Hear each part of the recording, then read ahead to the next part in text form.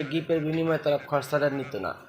তখন যখন আমার কাছে এটা মনে হলো যে এটা খটকা লাগলো, যে এটা সমস্যা আছে, তখন তাদের সাথে আমি একটু আরও কথাবার্তা বলে আমি ক্লিয়ার হলাম। দেখলাম যে না, তারা তাদের ওই জমজম শপের মালিকদের দুইজন সেলিব্রিটির পরিচয় দিয়ে তারা মানুষের সাথে প্রতারণা করে।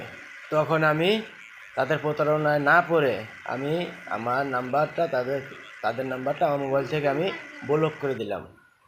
আমি এই সম্পূর্ণ ডকুমেন্টসটা আপনাদের দিতেছি, আপনারা দেখবেন। আশা করি এই ভিডিওটা দ্রুত ছড়িয়ে দেবেন, যেন সেই জমজম শপের যে দুই ভদ্রলোক তারা যেন দেখতে পায় যে তাদেরকে নিয়ে, তারা সেলিব্রিটি, তাদেরকে নিয়ে মানুষের সাথে প্রতারণা করা হচ্ছে।